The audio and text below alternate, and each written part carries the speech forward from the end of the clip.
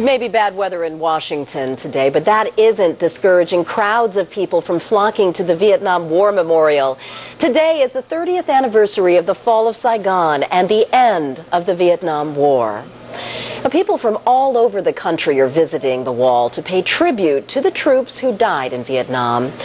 Many there are Vietnam vets who fought on the front lines with their fallen comrades. Joining me live from the memorial is Mike Dalrymple. He was a 19-year-old Marine corporal serving in Vietnam as Americans were being evacuated from Saigon. And this has to be a very sentimental journey for you indeed today, Mike. I'm just wondering, when you went to the wall today, who specifically are you remembering on this anniversary? It was Charles McMahon and Darwin Judge. They were the last two Marines killed in Vietnam. And friends of yours? I have friends out here. They were not friends of mine per se, but they were the embassy guards. The last of the security. You were actually working the embassy. You were helping with the airlifts out. Yes, I was in charge of landing zone 35 inside the compound, and the evacuation started, and I was actually putting the refugees on the helicopters that were going out to the ships. At one point, Mike, there were 3,000 people inside that embassy compound, all of them desperate to leave the country. It was heartbreaking by all accounts, almost an act of God of who was able to get on those helicopters and who was not. Tell me what it was like to be there and what your role was as we watched these people try to board ships and planes to escape this war zone.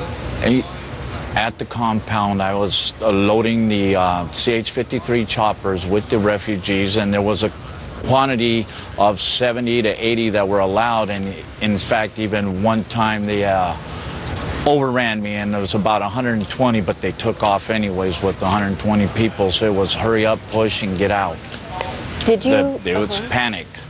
Right, because... Did I what? Did you keep in touch with any of the people who did make it out? I did get a call from my Lieutenant Bruce Thompson-Bauer approximately 2 years ago, and then I did make contact with a friend of mine who's here with me today, a Lance Corporal Jimmy Sanchez. Yeah, and how did those conversations go? It's been great. We talked about a lot and what happened, and he was in another area of the embassy compound, and he was telling me the stories that he had from his area and what I had from my area, and we've been putting it all together. Yeah, and what have you learned that we've seen? Yeah, I mean, when you look at something like that event in retrospect, where there were life or death decisions, and you were 19 years old, what has come out of your memories of that day? My memory of that day, it would be that I got as many out as I could before I had to leave. And I felt good about myself for doing it. It sounds to me like you've spent a lot of time thinking about the people you couldn't help then. It does, yes, so true. It takes to an incident where I saw a lady leave her baby at the embassy gates and take off running back to the city, and that was during the baby airlift. Oh. That's very hard to understand, but the baby got where she wanted the baby to go. My God, the sacrifice that people made on that day. Yes, yes. The name, Vietnam veteran. When people say it today, yes, in 2005, what do you think comes to mind? The bad war. The people, the wrong that came out from people, and people being judged as drug addicts, and which is the saddest thing ever. They were there doing a job for America, and they come home to disgrace. Not much has changed. And for you, Mike, what are you doing these days? Me, I'm a quality assurance manager. I've got 3 sons and 3 grandchildren, and I live in La Puente, California.